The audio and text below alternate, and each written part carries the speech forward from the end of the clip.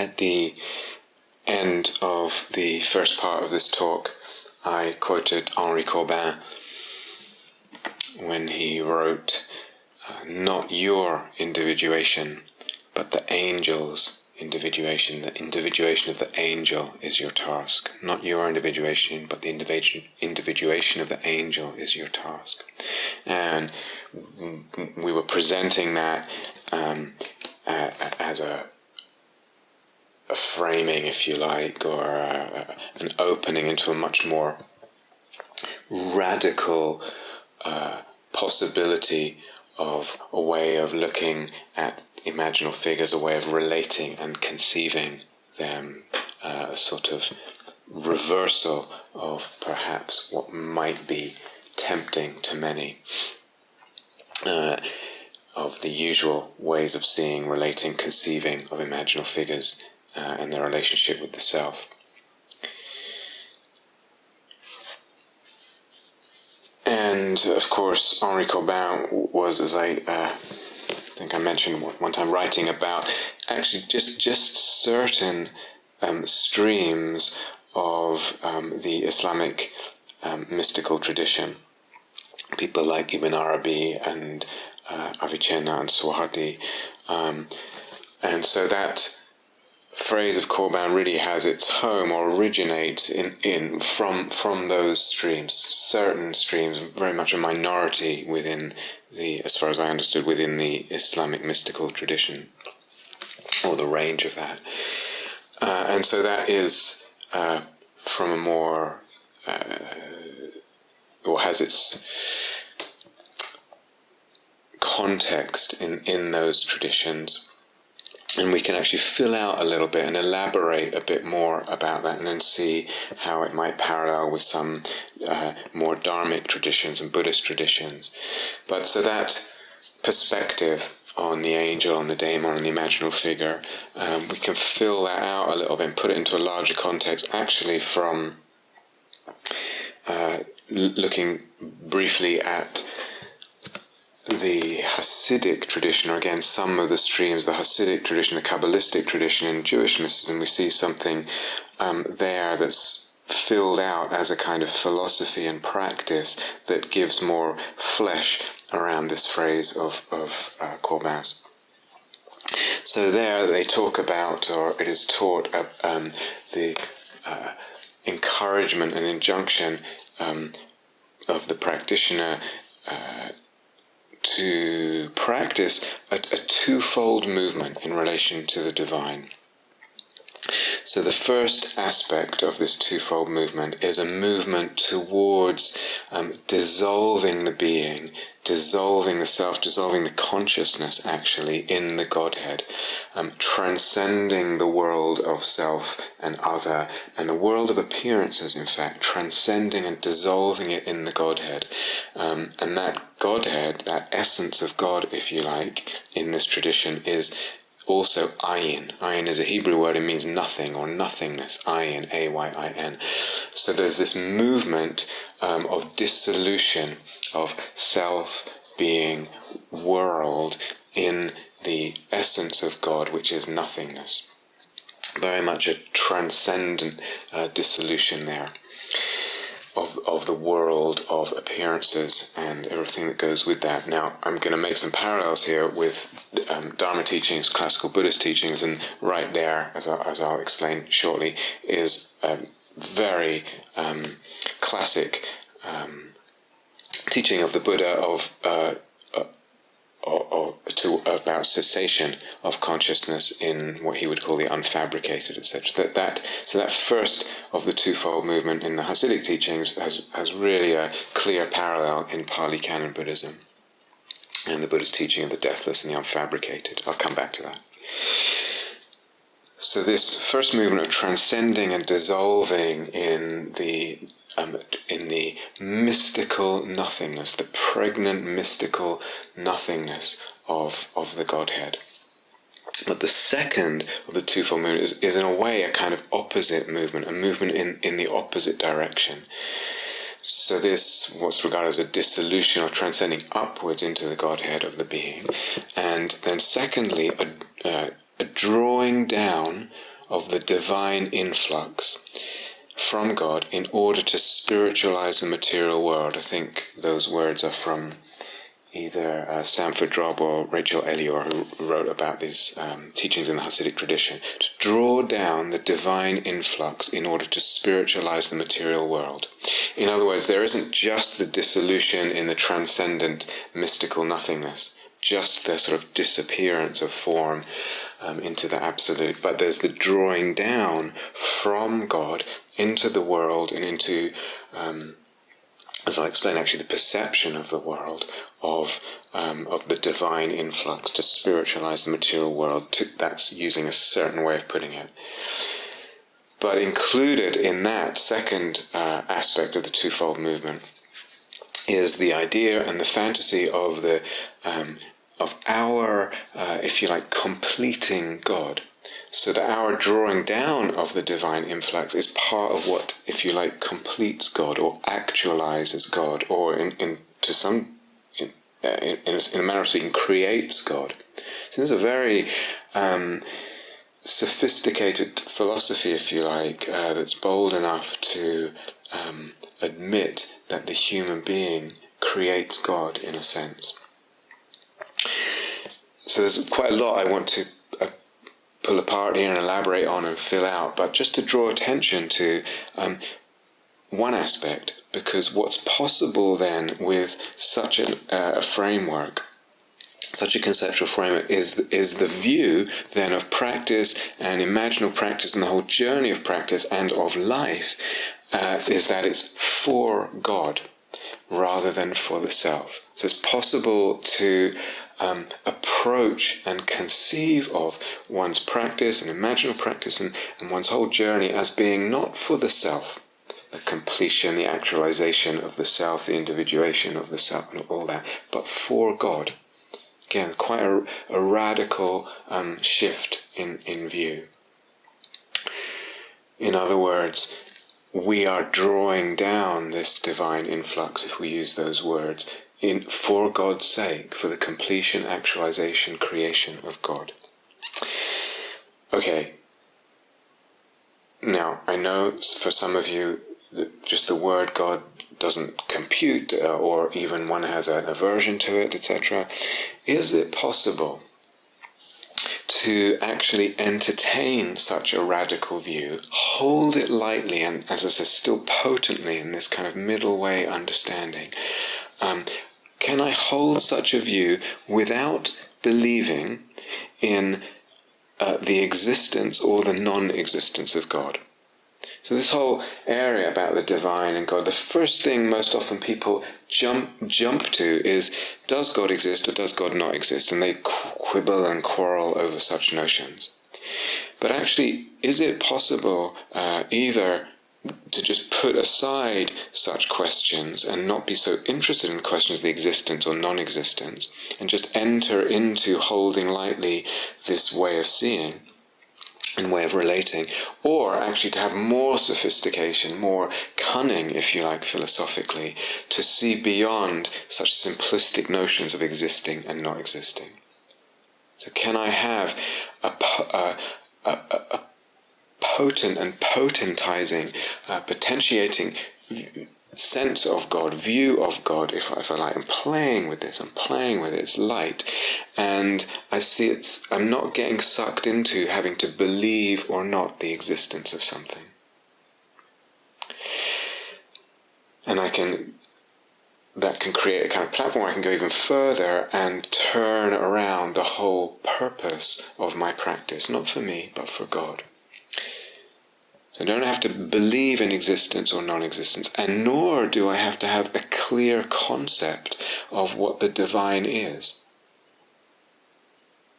Interesting that these kind of views are entertainable without believing so rigidly in things like existence or non-existence. It's not a question of belief, or a question of having a clear concept of what divinity means or what God is. This is something I'm going to come back to later. But there's a possibility there of a radical shift in view.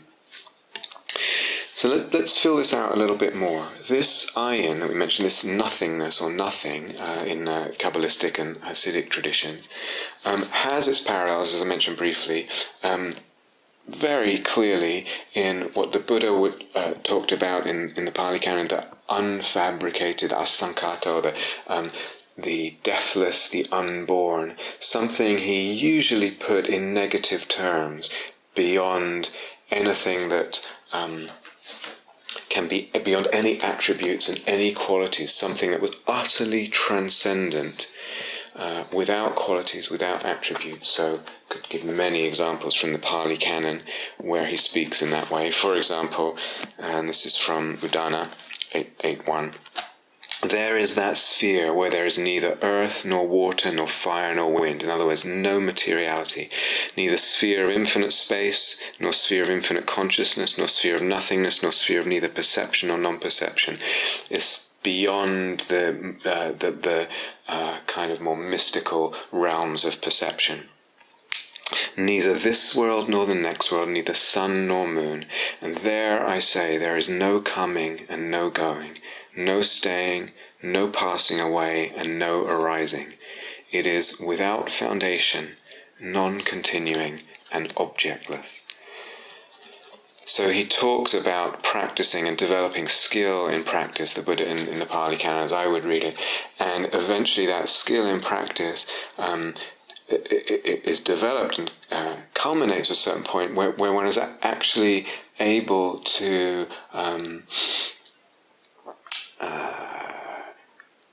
if you like, enter into or open up to a cessation of perception, meaning a cessation of appearance, not just a cessation of labeling of appearances and things, but a cessation of perception of any kind of forming of anything, any subject, any object, any time, any space, no appearances whatsoever. The Buddha talks about cessation of perception, the cessation of consciousness, the cessation of mind. And that doesn't mean just the cessation of thinking, it means the cessation of all subtle conceptualities of space, of time, of thing, of subject, of object, even in the most subtle way. Cessation of all appearances. As that description of the Udana and many other descriptions in the Pali Canon point to. So sometimes he talks about cessation as in very negative terms, not this, not that, this isn't there, that's not there, etc. Occasionally he puts it in the positive, this unfabricated, this transcendent, unfabricated, the parallel of what we're calling ayin. Ayin, as meaning nothing in Hebrew, is also a negation, a negative way of spinning it. This essence of the ultimate, if you like. And sometimes the Buddha puts it in the positive. For example, he talks about consciousness without attribute. So it's given, there is a sense that there is some kind of consciousness there. It is some kind of consciousness without attribute, without object, without end, and luminous all around. Here water, earth, fire, and air have no footing. Here long and short, subtle and gross, pleasant and unpleasant, and nama-rupa, which means all the factors of mind and conceiving and perception, are all destroyed. It's a transcending and a going beyond all those appearances of materiality and measurement and perception and appearance. With the cessation of the six sense consciousnesses of smelling, tasting, touching, seeing, hearing, and thinking, with the cessation of the six sense consciousness, here all is destroyed. All of these are destroyed. All these other perceptions are destroyed. And there's just this consciousness without attributes. So sometimes this unfabricated is given a positive description, if you like, as much as possible by the Buddha. Most often it's given this negative, the sort of language of what in the Christian mystical tradition is called the via negativa. Not this, not that. Beyond, beyond, beyond. The unborn, the deathless. And occasionally the Buddha says, in fact, simply neither putting it in the negative or the positive, he just says, where all phenomena are removed, all ways of speaking are removed as well. So when all appearances fade, phenomena means appearance, actually from the Greek, where all phenomena are removed, all ways of speaking are removed as well. In other words, there's nothing that you can really say about this transcendent, unfabricated, this deathless, this unborn. It's utterly beyond words and concepts in the usual sense, that tend more to base themselves, of course, on subject, object, thing, perception, space, time, etc. The whole fabric of conceptuality is based on that, and this is beyond all that. Not just beyond thinking, but beyond perception, beyond consciousness in the usual sense, and beyond all that. Beyond perception, beyond conception, beyond consciousness in the usual sense. We can know this. We can know that transcendent, unfabricated through practice. It's a matter of practicing in the right way. It's a matter of knowing how is it, as I mentioned before, how is it that we move deeper into this unfabricating? How can I practice in a certain way that the mind does not just keep fabricating appearances, self and the world of things and the world of space and time. So through emptiness practices, there is a deeper and deeper unfabricating of the world of appearances. And one can develop that. It's just a matter of finding that thread, those threads, and following them, developing them in practice. And we can taste this unfabricated, we can open to it. A whole different sense of existence comes out of that, of life and death, of being. It is available to us if we practice in a way that leads in that direction. But this transcendent, unfabricated, this deathless or unborn, as the Buddha might put it, or did put it, has parallels in all the mystical traditions. The great mystical traditions point to that. So in Neoplatonism, they talk about the one, but in very similar terms of being beyond attribute, beyond space, beyond time, transcendent, etc.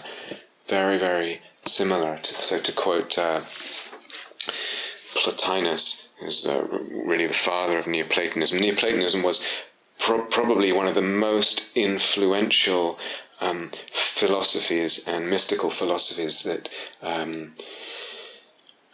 grew out, if you like, of the classical era, the Greeks, etc., and pervaded Western thought in so many different ways, and so came in and shaped so much of Western mystical practice and religious thinking and a whole host of other areas of Western thought and sensibility.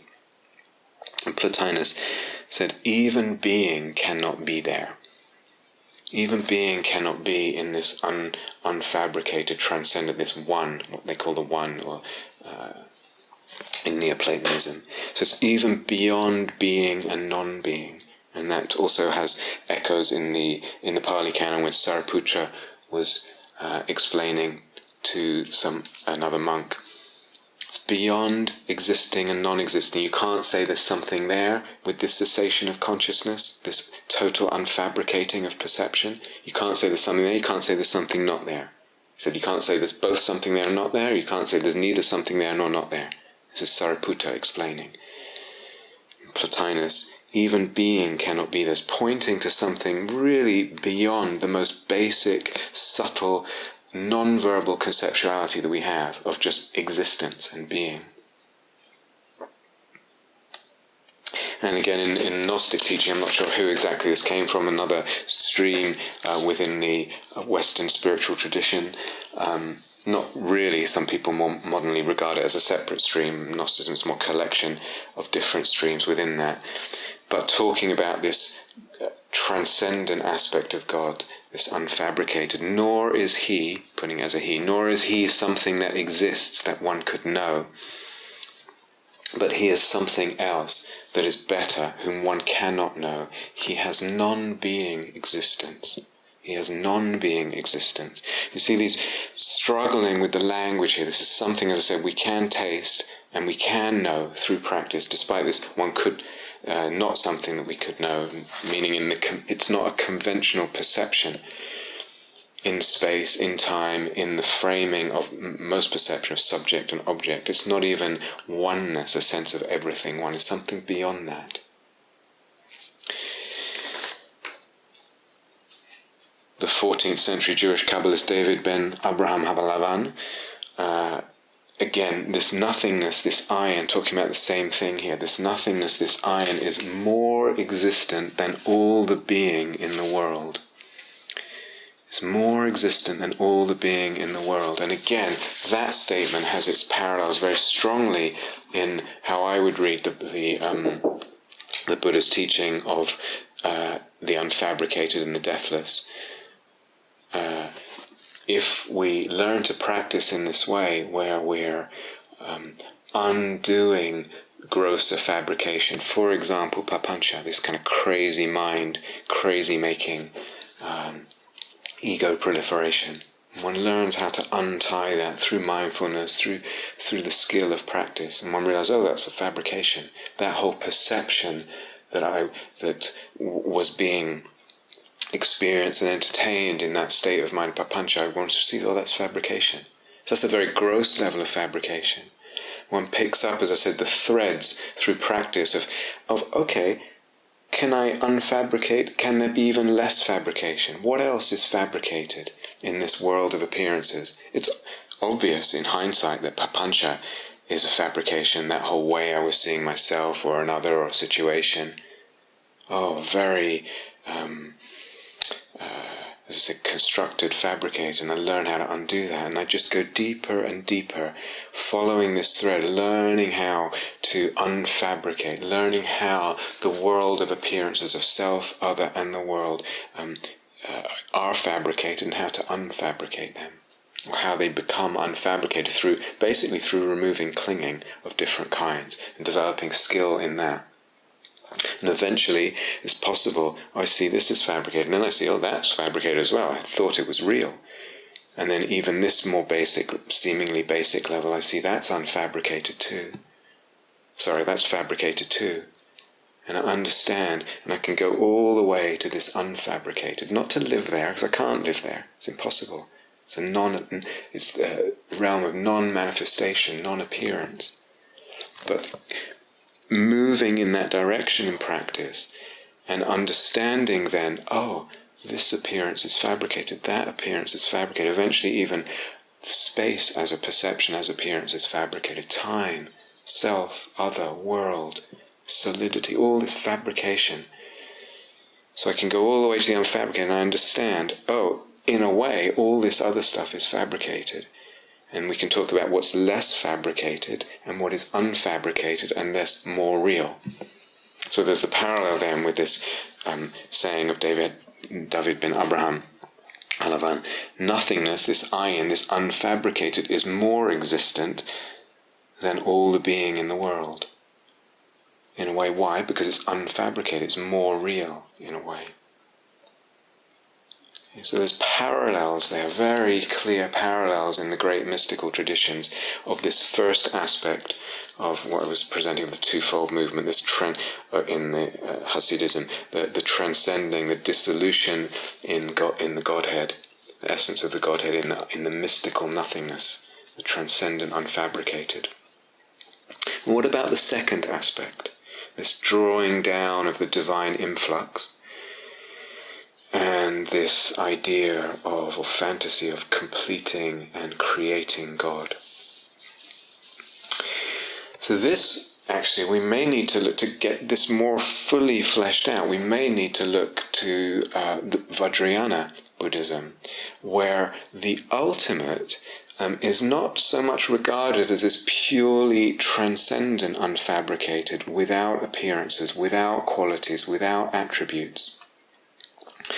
It's actually the ultimate in Vajrayana Buddhism is a kind of, Buddha nature, people use different vocabularies, but the ultimate in Vajrayana Buddhism, in some schools of Vajrayana Buddhism, is the Buddha nature, and that is replete with qualities, full of qualities, of beautiful qualities, not devoid of manifestation or appearance or expression. So this Vajrayana ultimate, the Buddha nature, is a primordial wisdom awareness. This Buddha nature, it is empty, but it's ultimate because it's regarded as this is the way a Buddha sees. This is the way, this is the wisdom awareness of a Buddha, but it's primordial, it's cosmic in a way. And it's something, if you like, our Buddha nature, we possess it inside, if you like, or it's part of the deep down fabric of our being that's covered over, but it's understood that it is empty too. And what is it?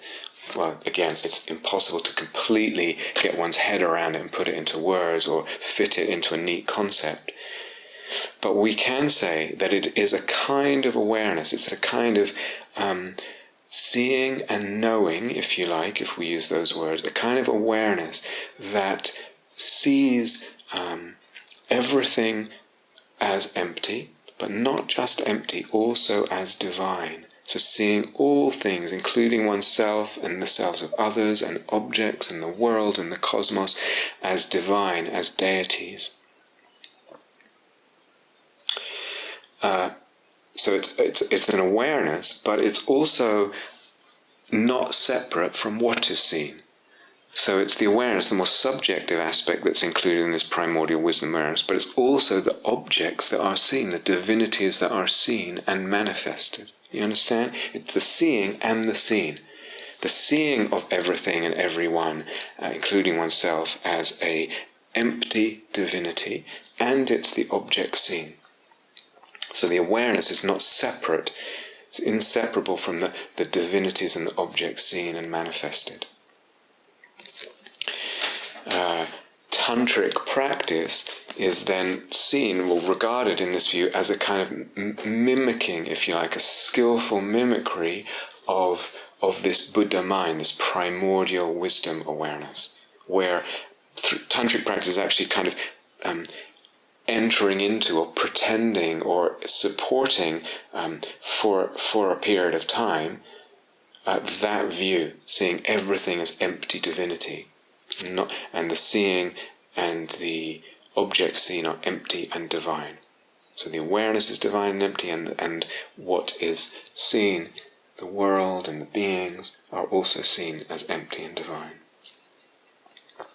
So this is a quote from the second Dalai Lama, and had these mystical verses, these mystical poems, and one of the stanzas reads, he's talking about tantric practice and this mimicry. He said, the experience of the yogi, the experience of the practitioner is then this: the world is seen as the mystical mandala, and all living beings as tantric deities. Everything that one eats and drinks becomes transformed into blissful ambrosia. All of one's activities become spiritual, regardless of how they conventionally appear. And every sound that one makes becomes part of a great Vajra song. So this is the practice, and it's given a certain. This is the tantric practice. It's given a certain framework in that way of approaching it. But again, to really stress that Tantra and that whole philosophy and Vajrayana Buddhism and Tantra as a practice is predicated, it rests on an understanding of emptiness. So this wisdom awareness is empty. Everything that one perceives, all material objects and space and time, are all understood to be empty. The deities that one perceives in the practice are also regarded as empty.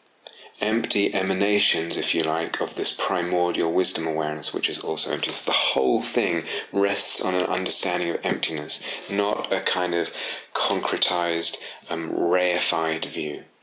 Very, very important to understand that. Oftentimes people talk about Tantra, or they think they're practicing Tantra, and they don't.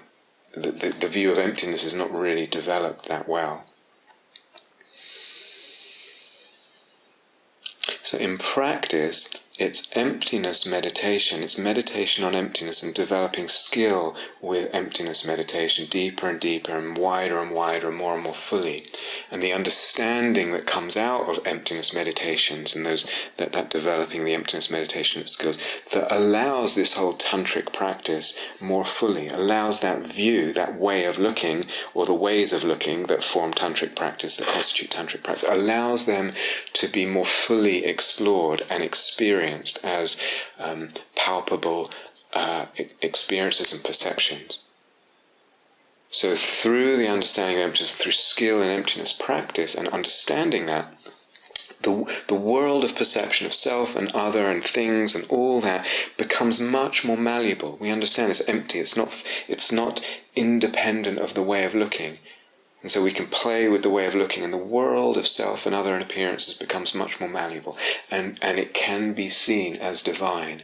Self, other, world, thing, etc., as those beautiful verses from the second Dalai Lama say, can be seen as divine.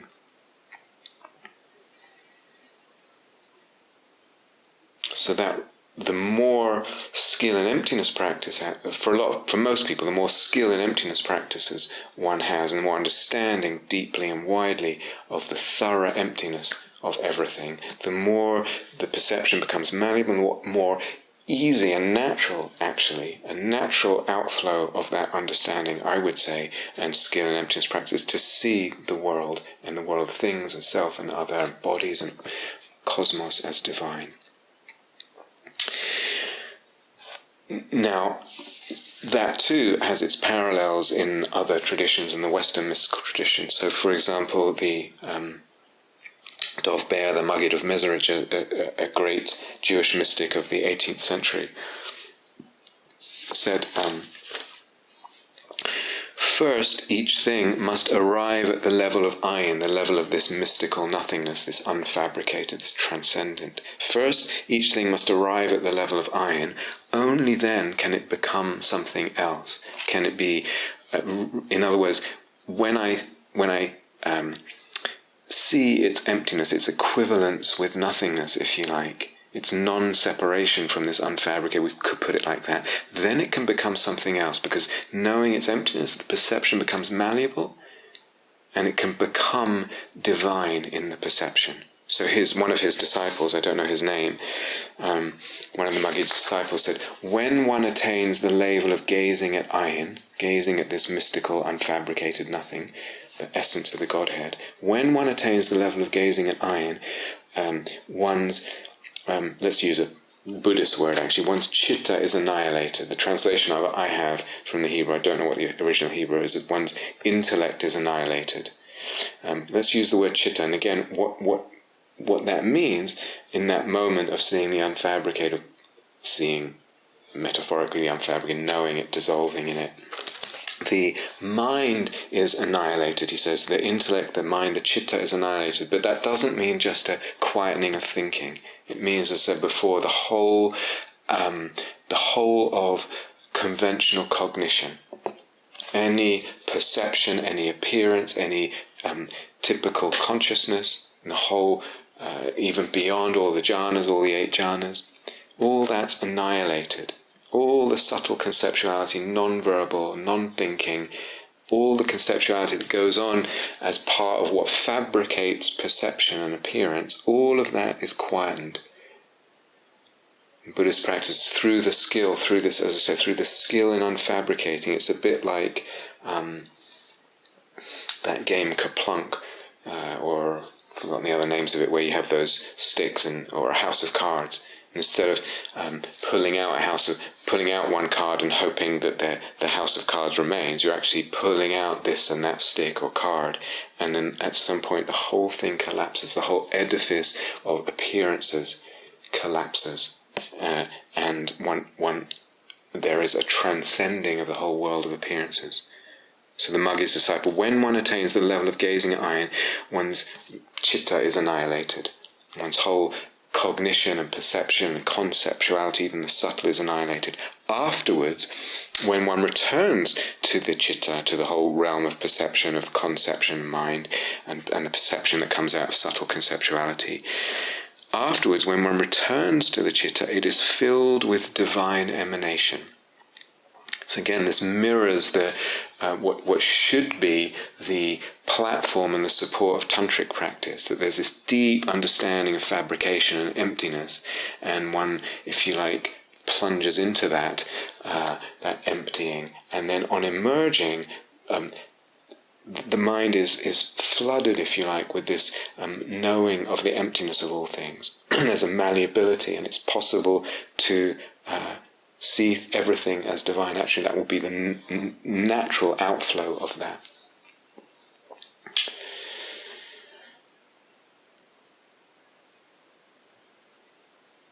So this, again, in Buddhist practice, this developing skill in unfabricating and understanding the implications that it has. Not just about the experience of this unfabricated, it's about understanding what that implies about the fabrication of appearances, or in other Buddhist language, the dependent arising of appearances, understanding that they're empty.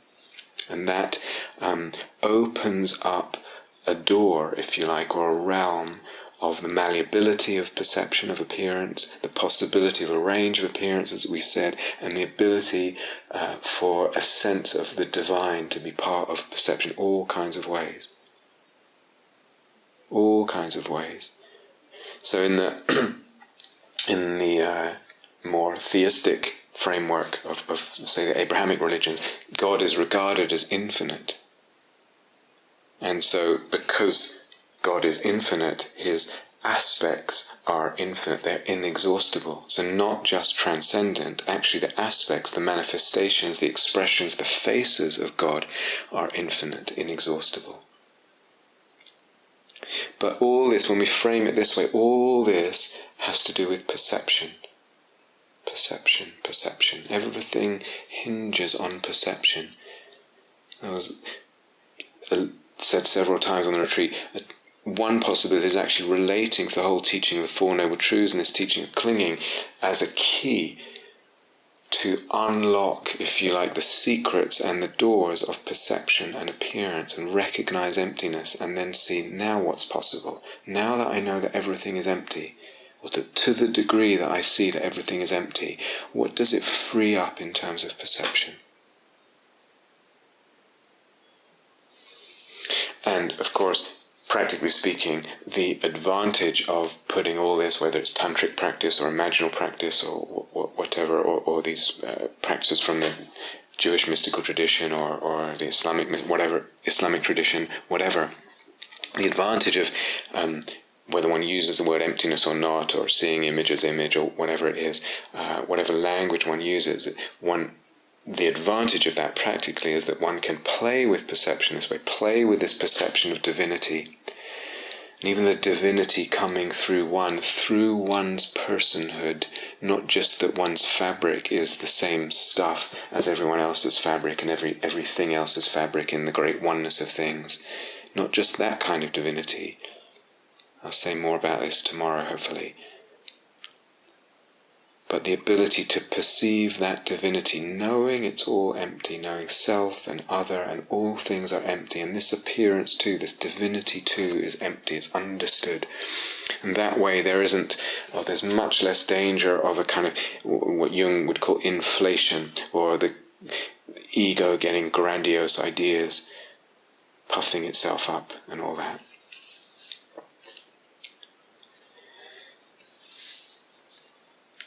So to return to the to enter in the Jewish mystical tradition as well, the Kabbalistic tradition, particularly the Lurianic Kabbalah of Isaac Luria and what came out of that.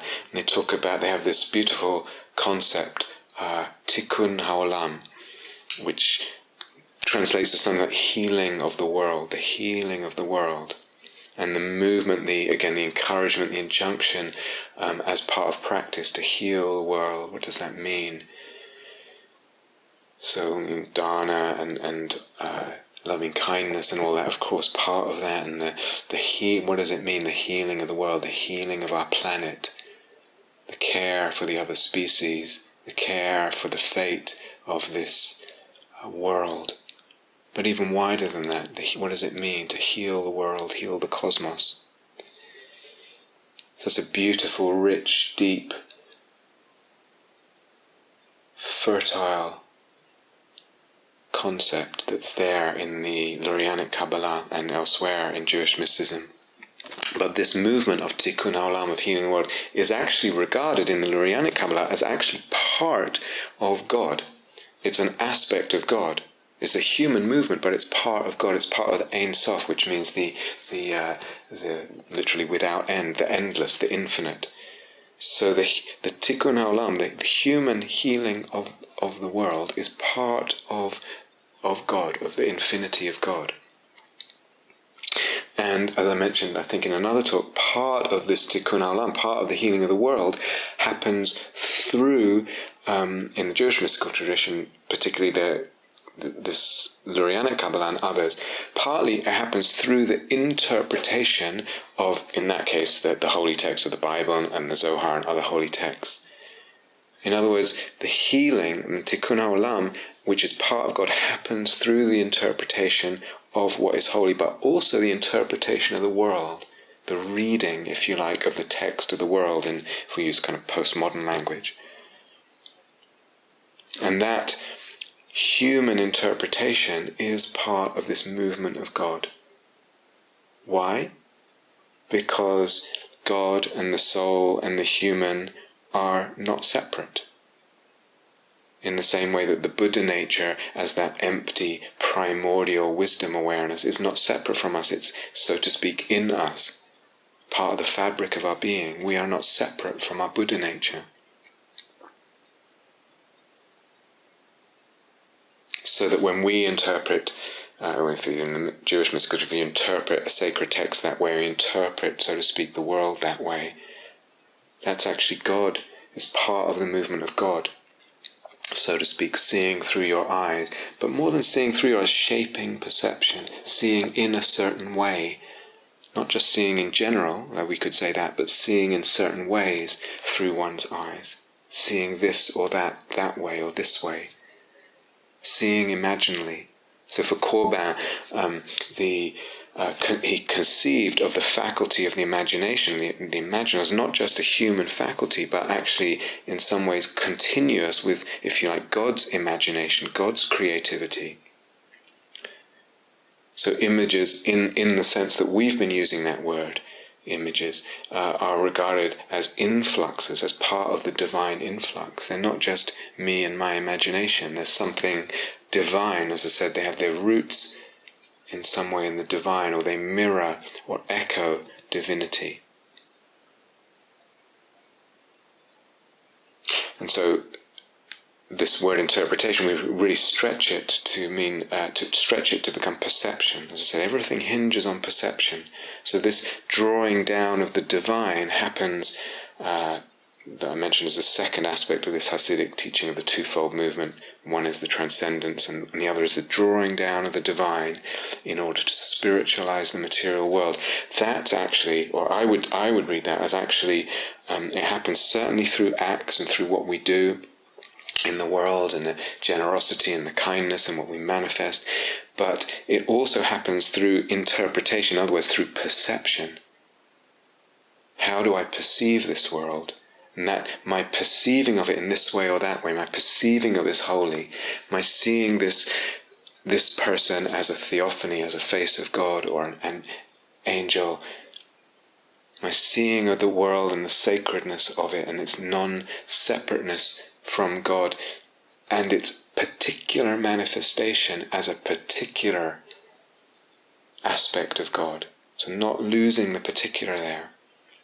That these ways of perceiving are part of the divine drawing down of the divine. And that includes the imagination, as Corbin was saying. The fantasies and the images, when they're alive for us in this soulful way, is also this, we could see it as a drawing down of the divine, as part of it, through the imagination. So this, what I've been going on, stressing again and again, this opening up of the range of perception is part of this drawing down of the divine. Because in this other language, God is infinite, and the aspects of God are infinite and inexhaustible. The range of perception can open up infinitely, our perception. And that's part of the, if you like, the expanding of God. So this tikkun haolam, healing of the world, is also, in a way, the completion of God, the filling out of God, the actualization of God through our acts, and more importantly, through our perceptions and through our the marrying, or what word would I say there? Like the flowing together, the imbuing of the perception with the imagination coming into, like water mixing with water, imagination and perception, and this opening out is part of the divine drawing down, is part of the healing, the completion, the actualization of God. Do you understand? It's part, we could say, the healing of the world. Tikkun olam is actually the healing of God. If we use that language. But again, I want to put this in this more radical view. There's a lot of pieces to this. I appreciate that. It might be difficult to follow all the threads and how they fit together. But coming back to something I said earlier, when I see things this way, then the whole practice with images and imaginal practice, and my whole practice, my whole life even, can be seen for God. It's for the sake of God, not for the sake of myself. Because this expansion of the perception is part of the drawing down of the divine, and it's also part of the tantric seeing. So it's for the sake of this, if you like, the primordial wisdom, or if you like, the tantric deities, the deities that are perceived in that way, the divinities. But there's something, as I said, radical in the shift. I'm seeing all this, I'm conceiving of it, I'm sensing it as for God's sake, not for the sake of self, my journey, etc.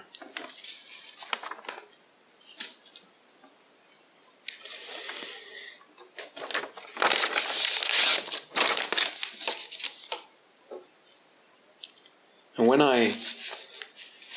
one begins to open to this kind of way of conceiving, if it attracts one, or if one is attracted by it, one also then begins to realize that with regard to the demand of imaginal figures, or the sense of the demands they make on us, that we could say that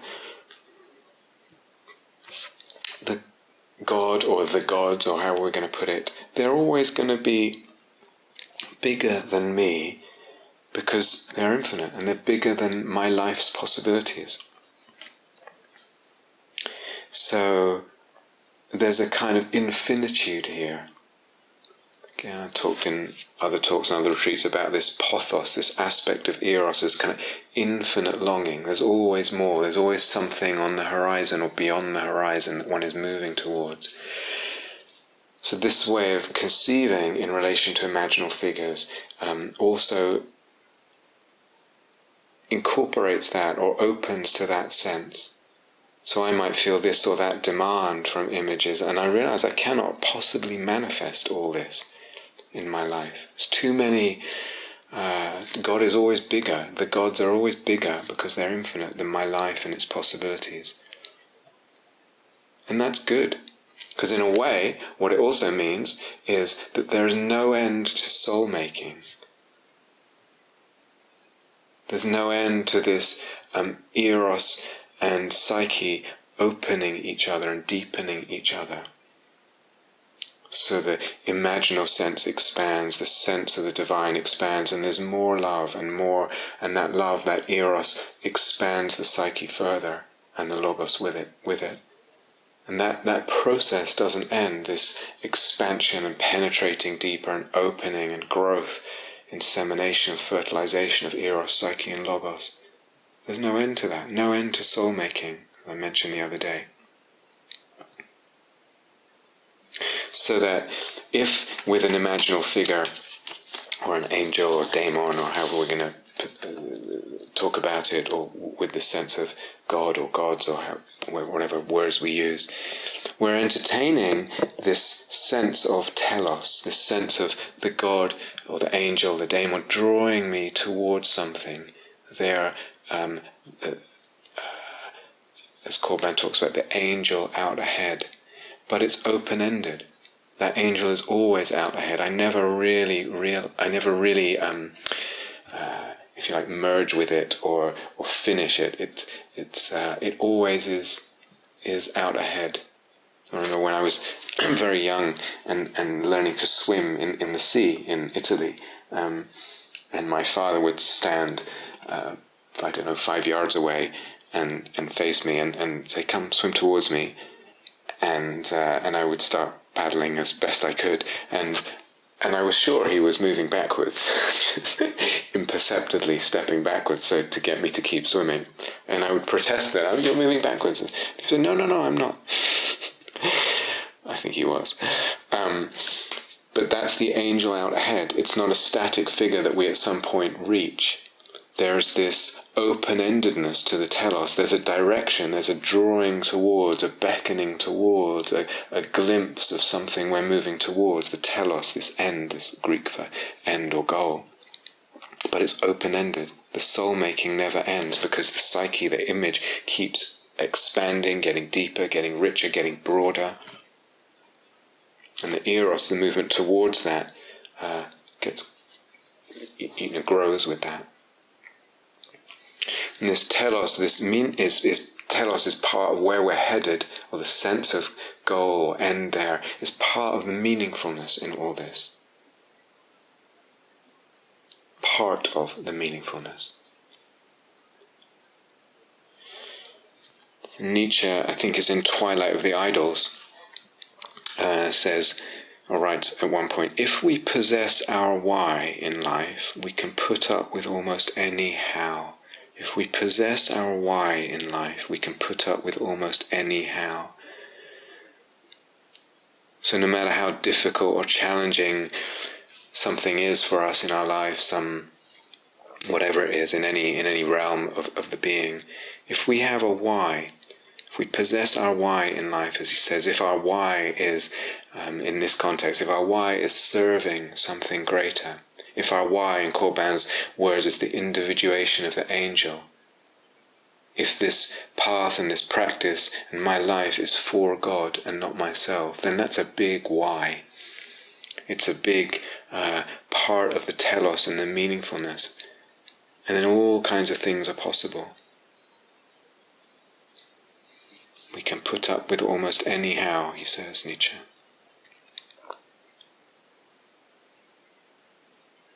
So come back to that, what I threw out earlier in the earlier talk.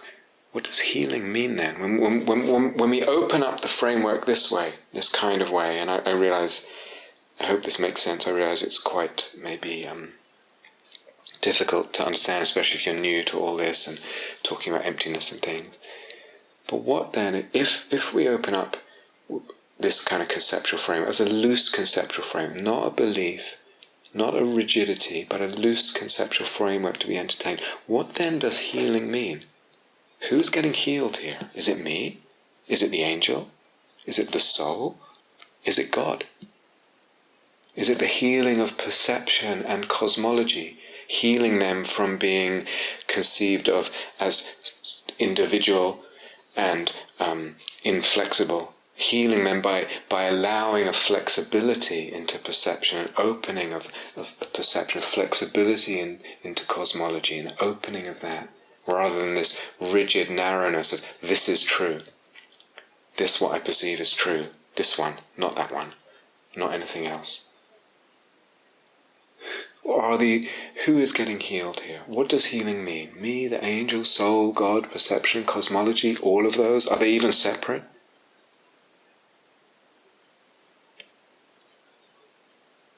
Are they even separate?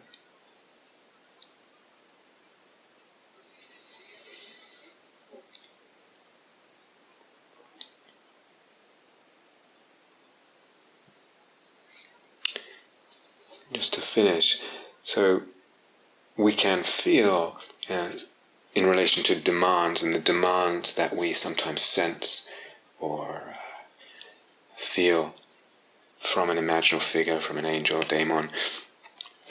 We can feel a kind of individual demand particular to that daemon, if you like, or this or that. It's quite unique. But in a way, coming out of all this, we could also highlight or draw attention to three more general demands that come out of demands that come out of imaginal practice. They're connected, they're not really separate, but let's just highlight them. Now, one is actually just the demand to open the psyche to the imaginal realm, to open the consciousness to that realm, the realm of the imaginal, and to value it. The more we practice with images, the more we sense that in a way there's that kind of, I'm using the word loosely now, demand to open the consciousness to that realm and to value it. And wrapped up in that is, again, loosely using that word, a demand to open up the consciousness and the sense of value beyond a sort of narrow singularity of view of conceptual framework of logos.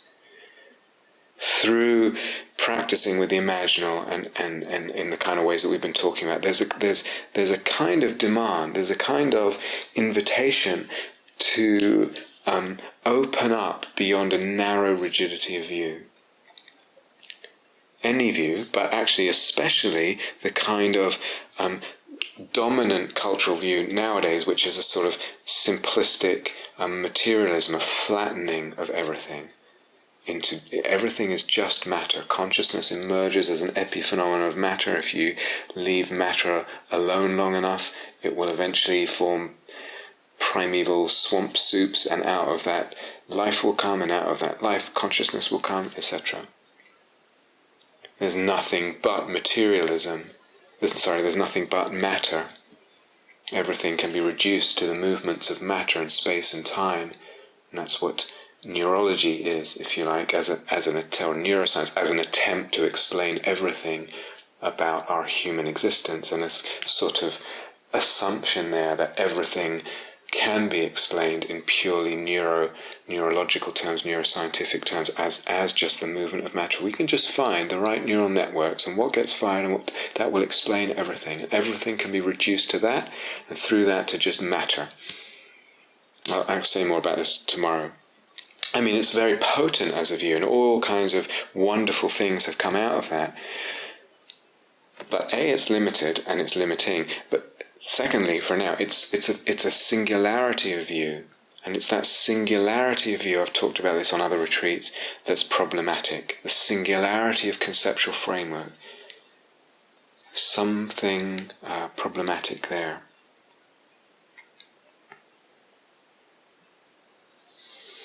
So again, drawing on the Kabbalistic tradition, where many of the streams, not all of them, but many of the streams, point to the infinitely interpretable nature. There's an infinite interpretability to teachings and sacred texts. They don't mean one thing. They're infinitely interpretable, as we've said a few times. But also the world and everything in the world is, if you like, infinitely interpretable. There's a stretching, rather than just a singularity of conceptual framework and perception. There's an opening to different possibilities of conceptual frameworks, not regarding any of them as just the truth. And with that, the opening of perception, and the range of perception, the malleability of perception, the availability of different ways of perceiving.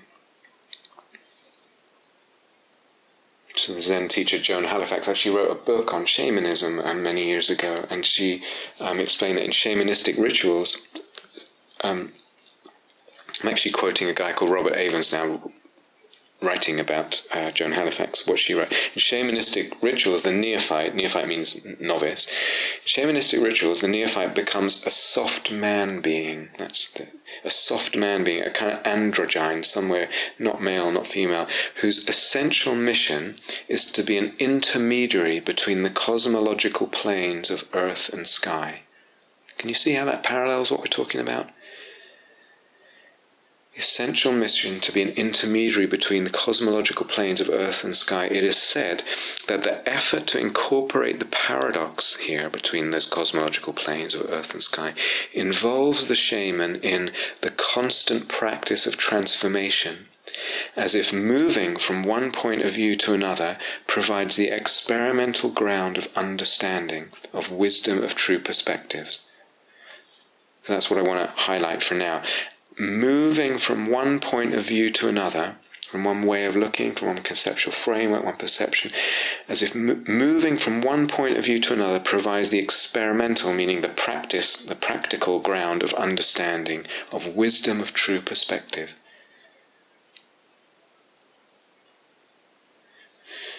So that's, in a way, that's part of the, if you like, the demand more generally. It's one of the demands or invitations of imaginal practice more generally. And a second and very related, not separate from that, is the invitation, the demand to open to the multiplicity of images and mythoi and fantasies, rather than being locked into one. How easily as human beings, without even realizing it, we're just buying into one fantasy or one image or one myth and not seeing, I don't have to be locked into, and that one, being locked into it and taking it literally, creates problems, all kinds of problems. There's no freedom there. So in classical mythology, Orpheus was actually torn to pieces by the Maenads, who were sort of wild disciples of Dionysus. Orpheus was torn to pieces by the Maenads for his sole worship of Apollo. In other words, because he just worshipped one god, one archetype, if you like, one image, they tore him to pieces. They and you can see the fragmenting, that tearing apart. Or Jung was fond of saying that gods have become diseases. When we don't open to the range and the multiplicity of gods or archetypes or myths or fantasies or images, when it's either in terms of the self or in terms of awakening or anything else, that limits, and particularly in regard to the self, that will, the gods that we have neglected, if you like, the archetypes that we have neglected to honor, to recognize, to give place to, will manifest as some kind of psychological disease or organic disease sometimes, Jung was saying. Maybe it's not just self and humans, maybe traditions also can have that shrinking of archetypal range within them, shrinking of the sense of what is divine, and then how that limits and causes problems. I've talked about that elsewhere. So the opening to the multiplicity of images, that's also one of the, if you like, general demands or invitations of imaginal practice. And then thirdly, connected, and I have mentioned this one before as well, is just the invitation or the encouragement, demand that comes out of imaginal practice to begin to realize, to recognize, to acknowledge that image, fantasy, mythos saturate life.